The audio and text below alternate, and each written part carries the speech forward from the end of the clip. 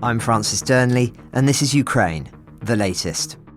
Today, as deadline day begins, we discuss how plans for a trilateral summit of Trump, Zelensky and Putin are already in jeopardy, and then assess how the new tariffs on India are impacting Russia's increasingly precarious economy. Plus, we do a deep dive into the history of Ukrainian chess as we play an international master. Bravery takes you through the most unimaginable hardships to finally reward you with victory. Russia does not want peace. Erstens, wir verteidigen mit unserer Hilfe für die Ukraine auch unsere Freiheit und unsere europäischen Werte. If I'm president, I will have that war settled in one day, 24 hours. We are with you, not just today or tomorrow, but for 100 years. Nous ne pouvons pas, comme Européens, laisser gagner la Russie en Ukraine. Nobody's going to break us. We're strong. We're Ukrainians. It's Friday, the 8th of August, 3 years and 167 days since the full-scale invasion began. And today I'm joined in London by our Associate Editor of Defence, Dominic Nicholls, and later in our dispatch from Odessa, the Telegraph's chess correspondent, Malcolm Pein. But first, over to Dom for the latest military updates. Let's start inside Ukraine. The Ukrainian Commander-in-Chief, General Alexander Syrsky, he's been speaking this morning. He has a monthly meeting with the unmanned systems forces, and he was giving a little prezza after that. So he said, I don't think it's a big news to anyone, but he said drones have become an integral part of Ukraine's military operations. No surprises there. But he said first-person view drones and night bombers have been responsible for most of the 23,000 Russian targets hit and over 5,000 Russian soldiers killed in July alone. These are his statistics. We've no way of verifying them, but they're quite staggering statistics. I thought the FPV we've talked about at length, and the whole fibre optic view, obviously fibre optic controlled drones, but the night bombers I thought was an interesting call out there, because I think the bombers themselves are actually accounting for more casualties. I saw that somewhere. I can't remember exactly where I was able to source that, but yeah, more than the direct first-person view, which is great for all the social media stuff that we see. But I think the Mavics that drop modified mortar rounds, what have you, I think they're accounting for more casualties. Anyway, according to the General Staff of Ukraine's armed forces, 80% of the damage at the front is now down to drones. So they say they need more drone operators. Hence, this week, you remember we covered it earlier this week, President Zelensky announced the expansion of the 18 to 24 contract project. That, you'll remember, is a national initiative that allows young people below the conscription age of 25 to sign a one-year contract to serve in the armed forces. And it has financial and social benefits. Since July this year, the project was expanded to include contracts for drone specialists. I think that was the big announcement from Zelensky, the expansion and including drone specialists for the first time. Now, Colonel Pavlo Palisa, who's the deputy head of the presidential office, he said that over the years, really, commanders have been repeatedly asking to extend the project to cover drone specialists, and so hence the action now. This new contract for drone operators specifically, it's going to allow people to serve either directly with the armed forces or the National Guard or the State Border Guard Service. It's going to be 24 months of service, of which at least 12 months must be spent in the direct participation in hostilities. So I guess that's code for the forward brigades. We are told training is going to be up to 4 months, 45 days basic military training, then 60 days of professional training, I presume getting to know the systems, and then what they call 14 days of adaptation training, which I think we in the West might call RSOI, so reception, staging and onward integration. It's basically the last bit when you're just about to deploy to the forward units. It's crucial in making that sort of leap from all the training you've done to the realities of the particular piece of the front that you're going to be serving in. Now, after service, we're told the individual will then not be subject to conscription for another year. They will receive a 0% mortgage from the government and the right to travel abroad after service. Anyway, so that was a quick update on the 18 to 24 project contract specifically for drone operators. Now, on the stats for the war, specifically in the last 24 hours, Russia fired 108 drones at Ukraine. 26 got through air defence, hit in 10 areas across the country. Thankfully, there were fewer than 10 deaths across the country, but many other injuries. All the deaths were in the south, in Kherson and Zaporizhia oblasts. Absolute minimal movement on the ground. What little there was, again, in the Donbass, mostly to the southwest of Pokrovsk. Now, attacks in the Kyiv region hit Irpin, Bucha and Hostomel. They were the worst areas hit in Kyiv region, with 20 residential properties damaged there. This comes from Ukraine's foreign ministry speaking this morning. Irpin and Bucha, you'll remember, they were the first areas where atrocities against civilians and civilian mass graves were discovered soon after the start of the full-scale invasion. In Donetsk Oblast, 10 civilians were injured during Russian attacks there, Governor Vadim Filashkin said this morning. And sticking in those areas, Dmitry Petlin, who's the head of the Department of Civil Protection, Mobilization and Defense Work in Donetsk Oblast, said that at least 21,700 civilians, including 115 children, remain in the active combat zones of Donetsk Oblast. So he's not talking about the whole oblast. They specifically list, I think, about a dozen regions across the area. Now, he said over 1.2 million civilians have been evacuated since February 2022, including nearly 200,000 children. Now, just on these so-called negotiations that we're eagerly anticipating, waiting for this deadline or whatever it is, I just wanted to sort of make the point we're undoubtedly going to hear Putin and the Kremlin team reiterate the demand for the 4 southeastern oblasts in Ukraine. This will be framed by them, I'm certain, as a very minor concession in line, they will claim, with facts on the grounds. They will say, I'm sure, they will say it's inevitable that the 4 oblasts are about to fall under Russian control, so they'll be doing Ukraine a favour by allowing them to be used in negotiations now. That's how I see the framing. So I thought it might be helpful just to update ourselves on exactly what we're talking about in this area. Thanks to the ISW, the Institute for the Study of War, they've done some up-to-date number crunching. So let's have a look at the 4 oblasts in the southeast of the country. So from the kind of southwest, so the first oblast north of Crimea, you've got Kherson. Then as you move further to the northeast, you've got Zaporizhia, Donetsk and Luhansk. They're all roughly the same size. And the assessment is, from ISW, that Russian forces still have to seize roughly 7,000 square kilometres in Kherson Oblast. That's about 26% of the whole region. They still have to seize 7,200 square kilometres of Zaporizhia, again, 26%, and about 6,500 square kilometres of Donetsk Oblast. That's about a quarter of the whole oblast there. Now, Russian forces do hold almost all of Luhansk, well over 90%. That has to be acknowledged. But those other numbers, with at least a quarter of the oblast in those other 3 still in Ukrainian hands, those numbers alone show how ridiculous it is for Russia to claim all 4. And that's before you look at the topography. So to seize the entirety of Zaporizhia and Kherson oblasts, Russia will have to get over some pretty significant water obstacles, which they've not shown the ability to do in any good order over the last 3 years. So there is nothing inevitable, I suggest, about Russia being able to take control of those 4 in the next few months, next couple of years. They've made heavy weather of it so far. So just bear that in mind. I imagine they'll be held up as the baseline, the start point of any negotiations. There's absolutely nothing inevitable about that whatsoever. Couple more for me. Now, I've seen it a few other places, but it came out of Russian channels, Telegraph, reporting that FPV drones have been launched from vehicles near 3 Russian air bases in Rostov Oblast, that borders Ukraine to the east, in Saratov Oblast, about 600 k's northeast of Kharkiv, that kind of area, and in Volgograd Oblast, that is north of Moscow. So Saratov Air Base, that's in Rostov Oblast, that houses the big Russian Tu-160, the Tupolevs and the Tu-95 long-range strategic bombers. Reports do suggest something has happened just before midnight Moscow time last night. There are images you'll find on social media of smoke above Milarovo Air Base in Rostov Oblast. Obviously, some of the comment you'll see, the parallels are there with Operation Spiderweb, but we can't verify these things. I haven't found any other widespread details, so I would treat this information with extreme caution until we're able to find out a bit more about it. But something's happened. I don't know on what scale. I don't know what it means. I don't know if there's any damage, but something seems to have happened to 3 air bases, but no other details yet, so treat with caution.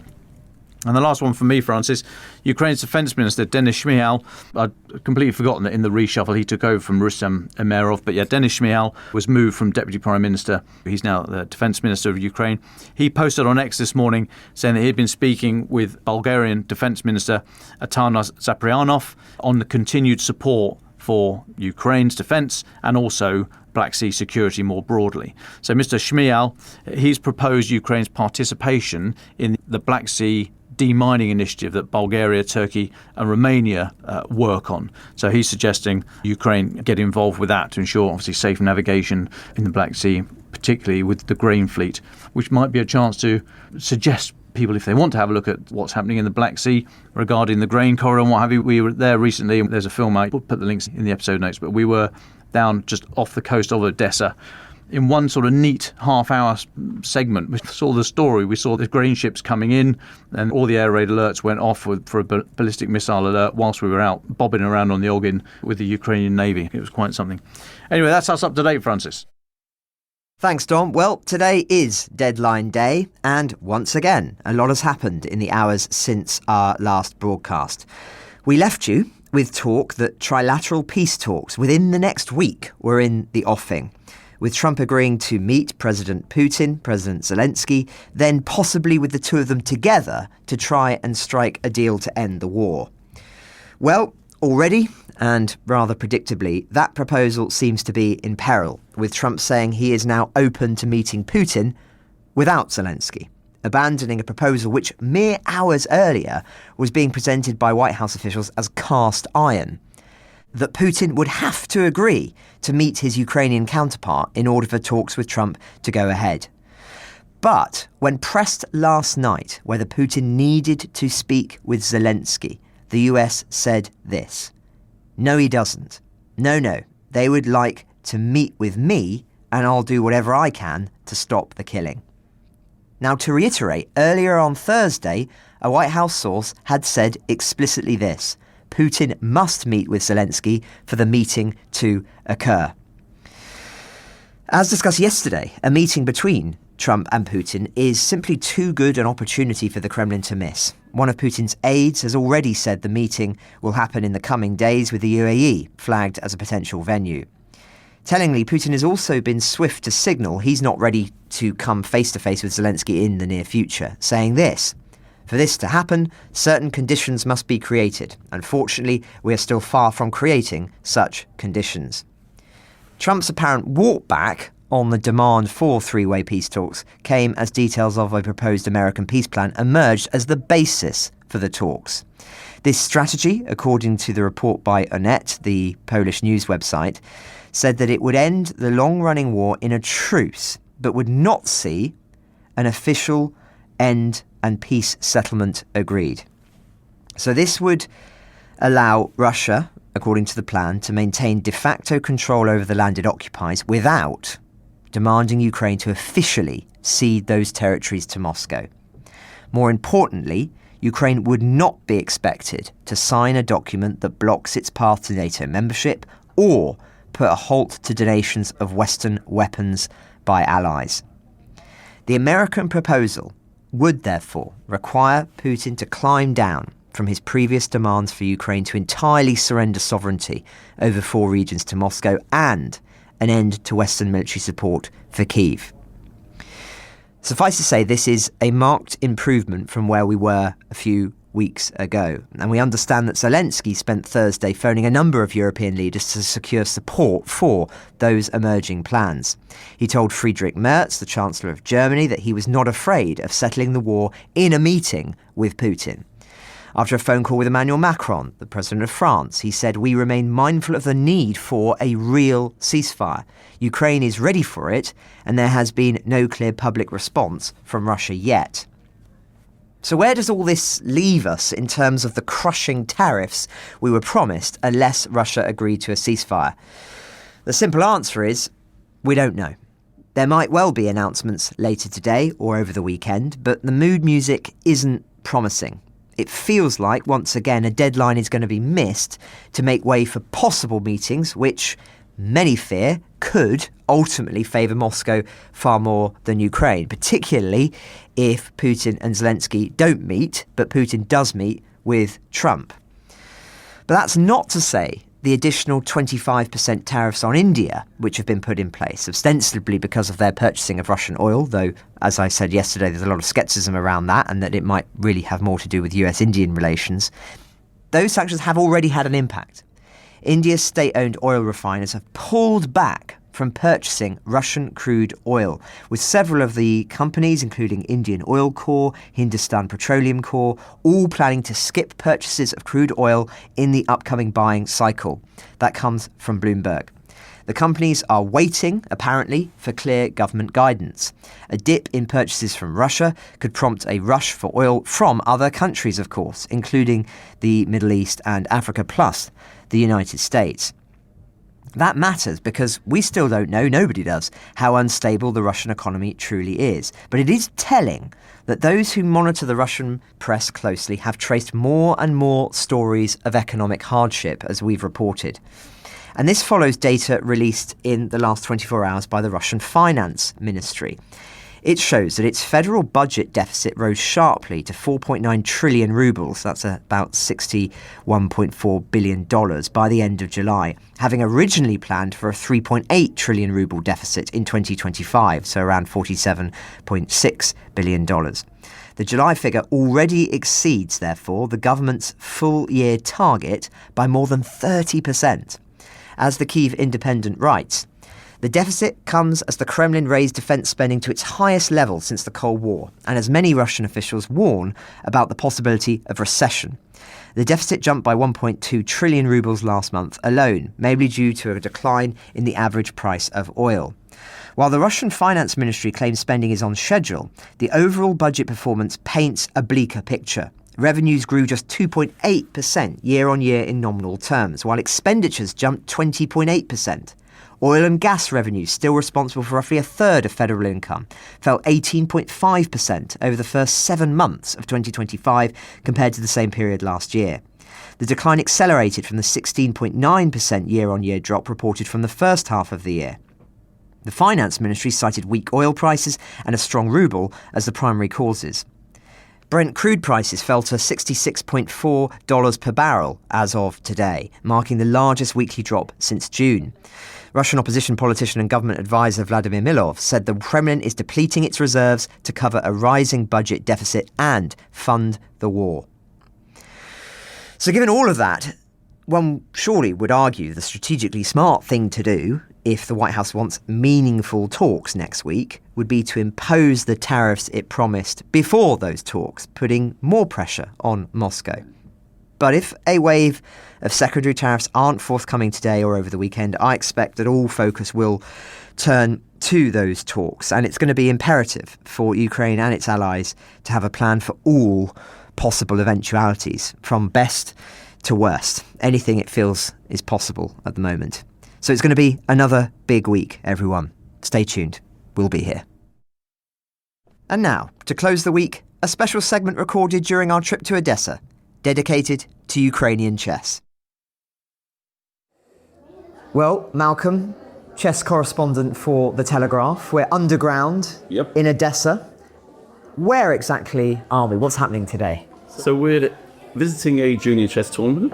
There's 40 children who've come from adjacent towns and from the Odessa Chess Club, playing a tournament that they run here more or less every week. And they've had to move it because of the wall. Normally it would be played in the chess club, which has its own premises, or above ground. But here we're in a hotel called the Wall Street Hotel, which has a nice room 2 floors down, which is far safer and far more secure. And the parents and children can all be together. So in the event of an air raid, there's no need to move. And in fact, the clocks will carry on going around, and the games will probably continue, even if there's enemy action over it. Well, we're going to talk a lot about the history of Ukrainian chess, your involvement in this world since the war, and some of the controversies that you've battled with involved in terms of Russian involvement in the game.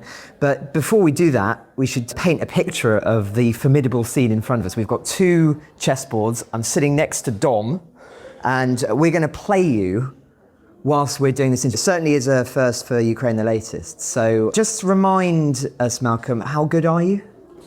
Well, I'm well past my prime, so that's the good news for you. At my age, it's pretty impossible to maintain the stamina levels that you need in chess. Chess is now played to a finish.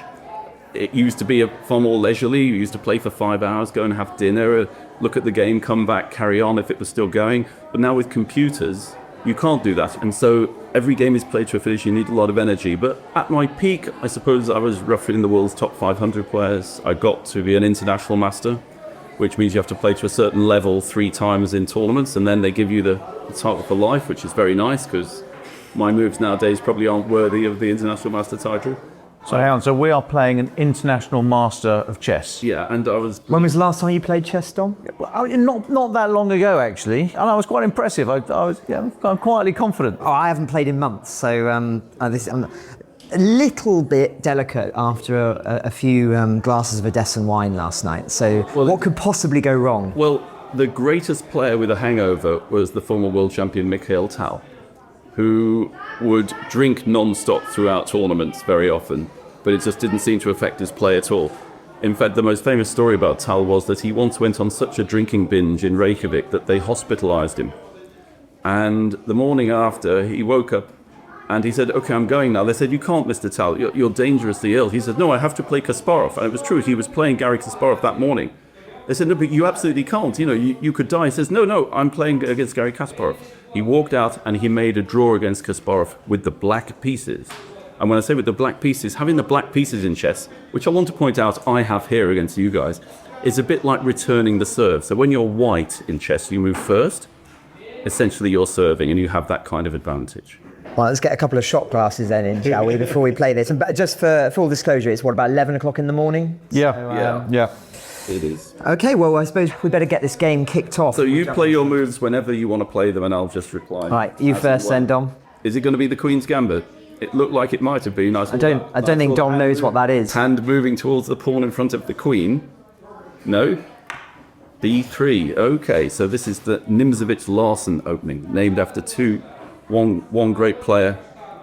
He was a great thinker. So I will play knight f6, developing a chess piece. Okay, I'm going to be simple here. I'm just going to go b3. You're also going b3. You can't copy me. I'm going different. Don't you worry. I've already got a game plan here. This is funny because I play a game of chess non-stop on the internet, sometimes 2 against Woody Harrelson. And he's always playing 1b3. That's Woody's favourite opening as well. So because, Dom, you went 1b3 and I went knight f6, I'm going to play differently here. I'm going to play d5. Take the centre with a pawn. Pawn to d5. So how important is chess in Ukrainian culture? It was embedded deeply in Soviet culture.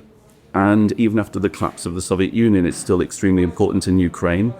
Of course, it's classified as a sport here, as it is in most countries around the world, but not Britain. And everybody knows the famous players here. They're sporting celebrities in many respects. So the great Ukrainian player, Vasily Ivanchuk, who is probably the strongest player never to become world champion and still plays chess, is a huge personality here. So, Dom, you played bishop to a3, which is a little bit out there. Because that's one way of putting it. Chess is very much like football, incredibly like football strategically. If you control the center of the board, you control the game. So the central squares, we call them e4, d4, e5, d5. They're the 2 white squares and 2 black squares bang in the center of the board. And at the beginning of the game, all your moves should be focused on those squares. And that moves very much on the edge. But I knew that you were thinking like that. I'm sure you did, because that's how conventional chess players think. So what I'll do is, after bishop a3, I will play pawn to d6. Just opening up the line of my other bishop. I'm going to go knight to c3. Okay, well, I'm going to be mean and nasty because you haven't got a pawn in the center. So after knight c3, I can go pawn d5 to d4, harassing you. And the children in the chess tournament today, they're age 5 to 10? 5 to 10, yeah. Yeah, and they're not brand new. I mean, as in, this isn't the first time they play. They're playing from age 3 and 4? Absolutely, yes. It's very common now. Children learn from age 3 and 4. And they're playing with clocks. I don't know if we're picking up the sound of the clocks getting banged. And they're playing a very fast time limit. 10 minutes for all their moves. Okay, so knight c3 from Dom, that makes sense. Attacking the centre. Does it? Yeah, that's a good chess move. In fact, it's so good, I'm going to mimic it and play knight c6. I'm being mimicked by a world champion. No. British junior champion, that's the best I ever get. Oh, and I won the FA Cup once in chess. All right, knight to e4. Knight to e4, bang smack in the centre of the board. Well, I think I'm going to attack him. Bishop f5. Okay. How involved are you with chess here in Ukraine? Quite extensively. So I run a charity called Chess in Schools and Communities that puts chess in state schools. One of the things I found about 15 years ago was that chess had fallen off a cliff in state schools. So it was in every single private school, but not in any state schools anymore. So I formed a charity to bit back, and we've put chess in around 3,000 schools, which sounds impressive, but it isn't, because there are 22,000 schools in Britain. So it's still got a heck of a long way to go. But we've taught around 300,000 children. And one of the things that we do within the charity is support Ukraine. And back in 2022, I organised a match between the UK number 1 Michael Adams and the Ukrainian then number 1 Andrei Volokitin. And we opened the match in Parliament. And we had about 70 or 80 parliamentarians there. And the match was run at the European Bank of Reconstruction and Development in the city and also in the Ukrainian embassy. After that match, I asked the Speaker if we could use Speaker's House for a couple of more hours, and we had a match between the Lords and the Commons, which was great. Who won? And the Commons won. Yeah, the Commons won. Oh. And the strongest player... And that's ironic, because there are bishops and knights in the Lords. Indeed. And it didn't help them. Although Lord Winston is a very strong player, but he was unlucky because he came up against Jesse Norman, who is the Conservative MP for Hereford. And Jesse's probably the strongest player in the Commons. And Rachel Reeves, of course, a very strong player as well. Okay, I'm going to go pawn to e5 against Dom. Take the centre with pawns. Okay. Okay, you're defending your knight. That makes sense. Pawn to d3. It makes sense, everyone. Yeah, oh, very logical. Okay, I'm going to keep developing a piece. Knight c6. Right, okay. The other thing that I've been doing to support Ukraine is working with their government on keeping the sanctions against Russia in chess. So chess is incredibly important to Russians. It's more or less their most important sport. And to give you an example, when a Russian chess player, Sergei Karyakin, played Magnus Carlsen for the World Championship in New York in 2018, Putin's spokesman, Dmitry Peskov, turned up. And the Russian team's been banned from chess. The World Chess Federation has followed the IOC guidelines there, but they are trying to get the sanctions removed. And we had a huge battle with them back in the autumn at the World Chess Federation meeting in Budapest. We had to garner diplomatic support. Even British embassies helped, American embassies helped, State Department weighed in, and Ukraine's Minister of Strategic Procurement. I must interrupt that story by saying Dom's just played pawn to h4. So it's another move on the edge of the board. So I'm going to carry on with my central strategy. Very edgy. Bishop, you are edgy, Dom. Very edgy. 7. So Zelensky actually appointed Alexander Commission, his Minister of Strategic Procurement, as president of the Ukrainian Chess Federation to give them a bit more political clout when they were fighting the Russians in international forums. And the commission turned up at the meetings in Budapest, and with the help of our embassies who lobbied, and with the help of the State Department who also worked on it, we managed to keep sanctions against Russian teams, which was probably the first vote the Russians have lost in what's called FIDE. It's an acronym, Fédération Internationale d'Échecs. Probably the first vote they've lost since 1948. What was their reaction to that? Well, they're furious. I mean, there was a strong reaction in the Russian press, particularly. And the president of the World Chess Federation is a Russian. I mean, they put a huge amount of money into his presidential campaign back in 2018 because they want to keep control of chess. But he was unable to prevent that from happening. Right, knight c5. Well, that knight looks like a bit of a lone ranger. I've decided not to play like Wellington. I'm playing like Napoleon. I'm on the attack. Right. Yeah. 7 minutes. Who had 7 minutes before the first mention of Napoleon? It had to happen, didn't it? It was inevitable. There is a famous game of chess on the database, Napoleon against Madame du Remusat. I did not know that. Yeah, there's a famous game. Did he win? He did, allegedly. Yes. Now, that knight is on its own on the c5 square. It's not supported. It looks extremely vulnerable. So I'm going to attack it. Rookie error. I'm going to attack it, no pun intended there. I'm going to attack it with my bishop, which hasn't even moved. That is a real bonus, that I can attack one of your pieces with a piece of mine that's actually on its original square. So I'm going to go pawn to e5, taking the center. So what's it like at these major world championships when you're there and you have your notes, although as you say these days it's mostly on computers and what have you, but you used to turn up with rucksacks full of books and notes and... That's right, everything used to be on paper, and now every single game of chess that's ever been played is on the computer in a database, and every single important game of chess is broadcast live on the internet and analysed in real time by computers that are better than us. So the game has advanced enormously thanks to technology. And there's also AlphaZero now, which was created by DeepMind, the British artificial intelligence company, and Demis Hassabis, who was a strong chess player. He was actually in the British junior squad, and I took him to a tournament in Cannes. I was training him a little bit there. And Demis still plays chess, but he invented, using AI, the strongest chess entity that's ever been created by creating algorithms that enabled the entity to teach itself. So what it did was it played, and I could have the number wrong here because I can't quite remember, but I think it played itself something like 90 million times. Now at first it was clueless, but We're making the rookie errors over there. But after it had played itself many, many millions of times, it started to become good. And it became so good, it's better than any human and any other computer. And it had this incredible match where it played another computer called Stockfish, which was until then the strongest computer, and actually the computer that we all use to analyse our games. So every grandmaster, every international master, every chess pro, even every serious amateur has Stockfish or an equivalent on their laptop to help them analyse games beforehand. And it crushed Stockfish. It was really quite remarkable. Now, the children next door are playing with chess clocks. We're not playing with chess clocks, but we're going to speed it up a little bit here. I'm going to take first blood against an international master. Let the record show that you took the first pawn. However, I had anticipated that. Oh, no. In the immortal words of the Bond movie, I've been expecting you. I thought you might say that. So you were attacking my queen, which is very cheeky of you. Knight takes b7, attacks the queen on d8, but the queen on d8 moves sideways to b8. Well, I thought you might do that. And the knight is now trapped, I'm afraid. That is a lonesome steed. It will be, as we say in chess, in the box very shortly. Oh, Dom, I'm afraid you've just lost your queen. No. You just lost your queen. Devastated. Right. Oh, you played a quick move. That's a danger. Right, let's slow everything down again. I thought you were being very brave, Dom, when you. Well, you've got to recapture it with the king, the knight, or the rook. Come on, Dearnley. Fast game is a good game. Oh, so I'm going to take Dearnley's knight with my bishop. So now I've got 3 pieces in the game, and you haven't got any. That's not very hard. Right, I'm going to bash the bishop. Okay, I'm going to go here and take the centre. Okay.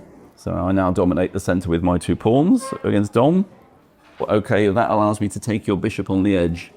Bishop takes. Where did he come from? Yeah, he was hiding behind that pawn, but after I moved my pawn to d5, suddenly he was unmasked. Okay, good move. Okay, I'm going to develop again. Did you hear that, everyone? He said good move. That was a good move. This is a silly game. Okay, pin. So that's a pin. Pin and win. Pin what? Bishop is pinning the knight because if it moves, it's check. Oh, for goodness sake. Right, okay, this is not good. I need to get on the attack here. Yeah, I'm on the back foot over here. How you doing over there? I'm on the back foot. Well, I haven't lost my queen, thank God. But you haven't got any pieces in the game. I know, and that's going to be my Hey, Malcolm, I know. That's going to be my next move. Don't you worry. That's why I'm thinking it carefully through. I believe you. Because if I make one bad move, we're in deep. Oh man, alive. Check. Bishop takes knight check. Okay. Right. Okay. There's not an awful lot I can do here. Now you're not going to be able to castle. You're going to have to move your king shortly. Okay, I think that was a clue. Queen f3. That is a wicked move. Let the record show that is a double attack from the Dearnley. Yes, I know. So attacking my bishop on f5 and my knight on c6. Fortunately, I can cover them both in one move, but that was a great move. That was the best move on the board. Thank you very much. You played it. Okay, so knight takes e4 against Dom. I need to think carefully here because there's a lot now riding on this next move. Man alive, this is quite painful. Your king is floating around. It's not healthy. Don't like moving the king. No, should never move the king early. Rook d3, yeah, makes sense. Okay, knight takes e5. Okay, I think I know what I'm going to do, but I'm just checking that I'm not missing something. Okay, come on, think. Pawn to b4. I shall take that with check. What did you do that for? God, I don't know. Why did you do that? It was superficially attractive. I panicked. That is Dearnley through and through. Superficially attractive. Oh, that was a stupid move. Okay, now I need to figure out the quickest way to checkmate. But before Well, that's what I've been doing. Okay, queen to f6. You're meant to be checkmating him, not yourself, Dom. Let's get the queen in the game. I can't believe I made that move. That was a really stupid move. That was a bad one. Yes, it's funny actually. You went from the sublime to the ridiculous there, to be fair. Story of my life. Got there before me. So you're in check. Your king's in the middle. I'm feeling pretty confident now. So when do you think Russia will be welcomed back into the chess fraternity? I think that provided we keep the pressure on the World Chess Federation, I hope that Russia will be forced to stay out of chess until the IOC allows them back into other sports. And we're very pleased actually that the IOC confirmed their ban from ice hockey this week, which gave us within the chess world some hope. Because we have to fight Russia in chess because they're dominant. The organization, FIDE, has been taken over by Russia. Most of the employees are Russian, the president is Russian, and it's used as a tool of foreign policy very often. You get chess tournaments in countries that the Russian government wants to cuddle up to, and that's actually infuriating. And it's a continual fight to try and minimize their influence. Okay, bishop takes d2 check, rook takes d5. I had seen that Dom would take my rook, but now my queen is in here. Queen takes f2 check. And you only have one legal move, which is king there. And after that, I'm afraid it will be checkmate. Can't do illegal moves, Dom. This isn't... I'm just thinking, I'm going to employ the Telegraph Gambit. Which is... what can I do here? Is that Michael Bublé? The draw. And now the first game's about to finish because that's checkmate, Dom. Yes. Thank God I wasn't defeated first. Back for the game? Okay. Well, I went first. Yeah. Right, I'm going to take that. And that's check. Oh, God. Come on, Francis, we're all counting on you. God, words I dread saying. Oh, God, just got to think carefully here. So will it sting Russia that they are excluded from the community? It's in the Russian press continually. Whenever the Russian press think that there's a chance that they might get back in, it's in the news there. So you can tell that it's actually, I'd call it a lever against Russia, in a very similar way actually that rugby was a lever against South Africa during apartheid. And that's why it's so important to keep the pressure on. It's actually something I've been saying to the diplomats here at the security conference and to any politician that will listen, that actually, I know that you don't think chess is very important because in Britain it's not taken seriously, even though millions of people play it. But in other countries it's considered exceedingly important, and we have to use that fact to exert more pressure on Russia. Because being excluded from chess, although not individually, but their team and their flags and their officials, has a material effect on them. And it is important that we maintain the pressure. There was a great player from Odessa who's one of my favorite players, whose name was Efim Geller. And Geller was an incredible player and an enormous chain smoker. I mean, he would get through more cigarettes in a game than almost any other grandmaster. Of course, we banned smoking quite a long time ago in the board, but smoking actually has its place in chess culture. For example, one of the earliest books that was ever printed by William Caxton was The Game and Play of Chess. And shortly after that, there was a book published about chess in Spain by the Spanish priest Ruy Lopez, who created the most famous opening in chess, the Ruy Lopez. And his advice for you to become good at chess was to blow cigar smoke in your opponent's eyes. That was the advice in the... You got any cigars, Francis? But unfortunately, we haven't got any cigars here. Okay. I think I'm going to have to just do what I was on my... Well, I'm afraid I'm going to have to be brutal against that. Even I can see what's going to happen. Queen takes B1 check. No, it's defended by the rook. Look, it's an open file, man. What do you think? There you are. You see, you already talk a good game, Dom. I'm impressed. I always talk a good game. I can't believe I did that. I can't believe he did that. Even I could see that was happening. Forced to play King D2 now. You have no other move. Yeah. King D2. That's all. And now I'm going to go in for the kill. Rook B2. This is carnage. Oh, it's like launching a lamb to the slaughter. This is carnage. I'm being flanked. Oh no, I know what's going to happen next. Oh, it's going to be ugly. It's going to be ugly. That's a good move. That keeps the wolf from the door for a move. Okay, I'll just snaffle another pawn because I can. I just need some reinforcements here.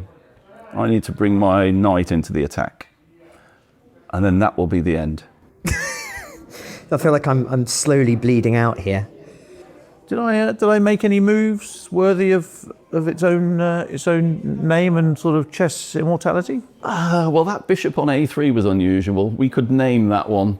What should we name that one? The bomb shelter gambit. Deal. There we have it. Since we're playing the Nicholls cock up. I prefer the first one if it's all the same to you. I'm just trying to see if there's any way in which I can survive the onslaught. There isn't. There isn't. No. This is because you've got an encyclopedic memory of every chess game ever. And so here I'm attacking with queen, rook and knight. And Francis is defending only with queen and king. So he's outnumbered. 2 moves away from... He's 2 moves away from checkmate, I think. Dear me. Oh. The rook is gonna break through. Well, there. I've still got the bomb shelter gambit. I did once beat a wrangler. You know, someone who's got a first in the mathematics tripos. Oh, right. That's my highest ever achievement in chess. One of our top players, John Nunn, I think, achieved that. I think. But this has been a pretty shoddy performance. I'm blaming the Odessan wine from last night. Okay, I think... You're going to run. You've just got to go with as much dignity as you can. I'm going to run. Oh, he's running. Oh, no. Wow, the king is out in the middle. Goodness me. Okay. I think this is mate in 3, isn't it? Okay, it's not mate in 2. You still have to save the move. Well, only if you find the right move. So rook takes C2 check. So your only move now is to take my knight. Yeah, I thought so. And then I have this rather sweet move, giving checkmate, which is, so it was mate in 2, knight to D5, checkmate. Because the king, there he goes. Thank you. Great game, Malcolm. Thoroughly enjoyed that. I had a moment of genius. You did. There was a moment of inspiration. Queen F3. That move. I will. When I get back to the hotel, I will recreate these games and send them to you. Oh wow, that would be wonderful. Really? You can remember every move we made? Yeah. That's incredible. Well, Malcolm, it's been a pleasure. It's been a pleasure Indeed. watching you beat Francis. Touche. Thank you. Thank you. All right, let's go and see how the kids are getting on. So just remind me what was the move? It was that one. It was that out to there. Was it? I was very out there. Yeah. I can't believe I Why is it out there? I thought that would start trying to dominate. I hope you enjoyed that as much as we did. Thank you to Malcolm and to the Odessa Chess Club for putting up with us. And of course to Telegraph documentary maker Jack Leather for doing all of those recordings. I should add, the club was damaged in a bombardment a few days after our visit, but thankfully no one was hurt.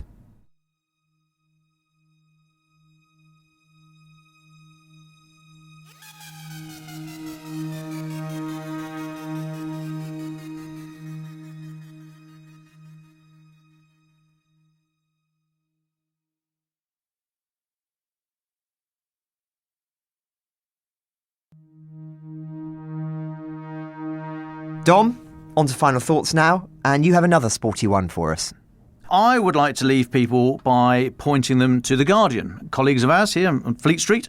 A hat tip there to Daniel Boffey, who's done a great story looking at UEFA, so the Football Association, saying UEFA has paid more than 10.8 million euros, nearly 10 million quid, in so-called solidarity funds to Russian football clubs since they were banned from taking part in European tournaments after the start of the full-scale invasion. Now, these payments were made despite 5 Ukrainian clubs failing to receive any money, allegedly due to their locations being in a, quote, zone of military operations.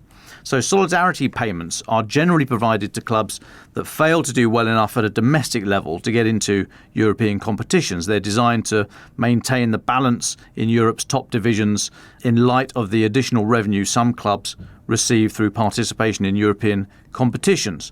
Now, Russian clubs and the country's national team have been banned from taking part in international competitions since February 2022.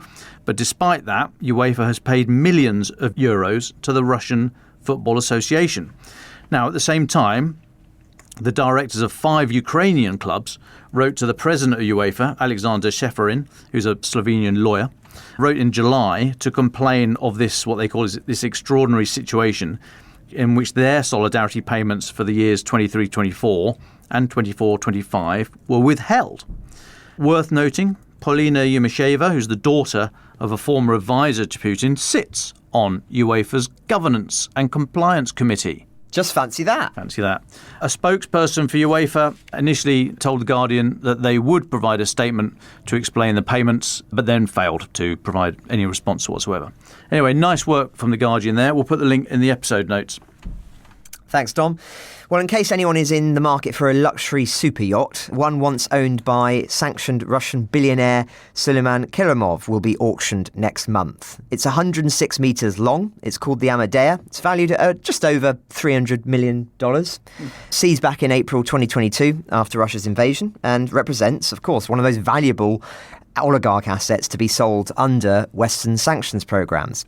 Now, just thought you might like hearing a little bit more about it. It includes 8 staterooms, a helipad, good, spa, and more. Apparently, no word of a library, so that feels a bit of an oversight, but not unsolvable if it's got 8 staterooms to work with. It's currently docked in San Diego and will be sold as is to the highest bidder.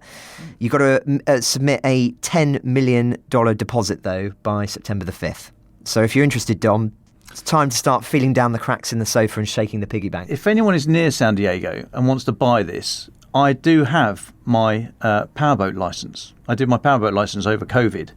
I mean, it's only for craft up to 10 metres, but I can fudge that bit. And I've got my competent crew certificate as well from when I was in the army. So I'm your man. I am Roger the cabin boy if you need it. And I can be Captain Pugwash. Absolutely. I haven't watched Captain Pugwash for years.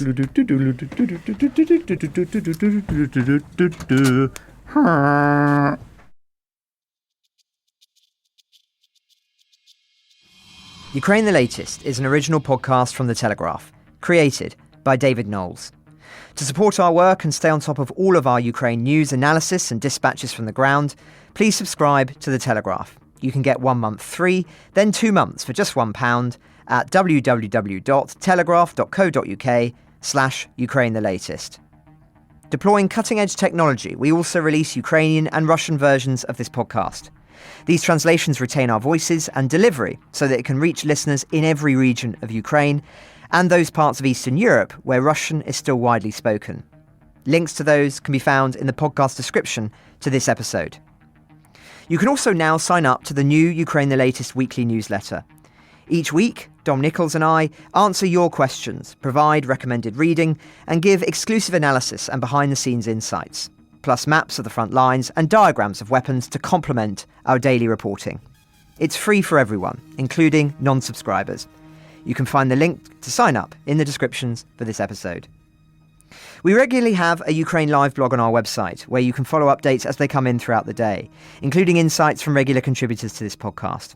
We also do the same for other breaking international stories.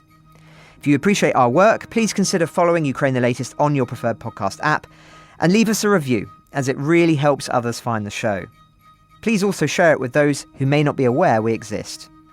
You can listen to this conversation live at 1 p.m. London time each weekday on X Spaces. Follow The Telegraph so that you don't miss it. You can also get in touch directly to ask questions or give comments by emailing ukrainepod@telegraph.co.uk. We continue to read every message. You can also contact us directly on X. You'll find our handles in the description for this episode. As ever, we're especially interested to hear where you're listening from around the world. Ukraine the Latest was today produced by Rachel Porter. Executive producers are Francis Dearnley, Louisa Wells and David Knowles. My name is David Knowles. Thank you all for listening. Goodbye.